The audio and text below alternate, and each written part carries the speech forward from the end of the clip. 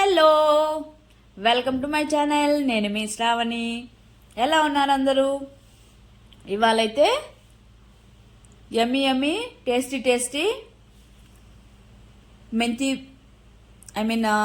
మెంతులతో పప్పు అండి.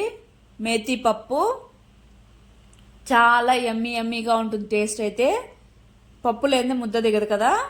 వెజిటేరియన్స్కి అయితే, నాన్ వెజిటేరియన్స్కి అయితే ముక్కలేని ముద్ద దిగదు. అలా అన్నమాట. టేస్ట్ చాలా బాగుంటుంది. తప్పకుండా ట్రై చేయండి. లేట్ చేయకుండా అయితే ప్రాసెస్లోకి వెళ్ళిపోదాం.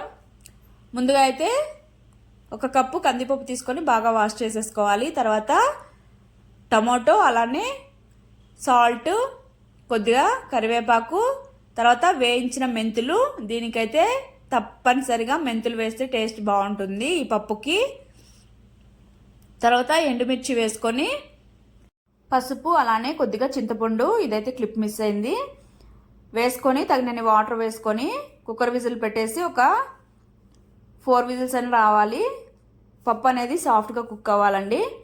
ఇక్కడ వచ్చి ఒక కప్పుకి 2 కప్స్ వాటర్ యాడ్ చేసుకుంటే సరిపోతుంది. ఇలాగా పొంగకుండా బాగుంటుంది.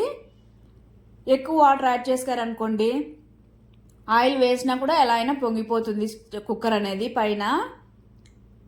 సో స్టీమ్ అంతా వెళ్ళిపోయిన తర్వాత ఓపెన్ చేసి ఇలాగా మెత్తగా స్మాష్ చేసేసుకోవాలి. తర్వాత పోపు అయితే పెట్టేసుకుందాం. ముందుగా పాన్ పెట్టుకొని ఆయిల్, తర్వాత జీలకర్ర, ఆవాలు వేసుకొని చిట్పట్లానివ్వాలి. తర్వాత కరివేపాకు, అలానే వెల్లుల్లి దంచుకొని ఇలాగ వేసేసుకోవాలి. వెల్లుల్లి అనేది బాగా బ్రౌన్గా అయితే టేస్ట్ బాగుంటుంది పప్పులో, కమ్మగా. తర్వాత ఆనియన్స్ వేసుకొని బ్రౌన్ కలర్ వచ్చేంత వరకు ఫ్రై చేసేసుకోవాలి. ఇలాగా ఫ్రై అయిన తర్వాత మనం వెనుపుకొని పెట్టుకున్నాం కదా పప్పు, ఇందులోకి వేసేసుకోవాలి. మొత్తము వేసేసుకొని ఒకసారి బాగా మిక్స్ చేసేసుకోవాలి.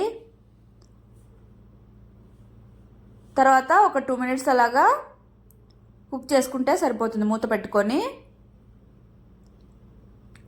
తర్వాత సరిపోతుందండి. ఇంకా స్టవ్ ఆపేసి కొత్తిమీరతో గార్నిష్ చేసేసుకొని సర్వ్ చేసేసుకోవడమే.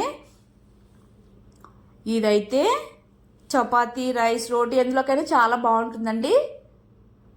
ఫేవరెట్ పప్పు రెడీ అయిపోయింది. చూస్తుంటే మీకు కూడా నచ్చేసింది కదా. లేట్ చేయకుండా వెళ్ళి ట్రై చేసేసి మీకు ఎలా వచ్చిందో కామెంట్ చేయండి తప్పకుండా. అయితే థ్యాంక్ యూ ఫర్ వాచింగ్.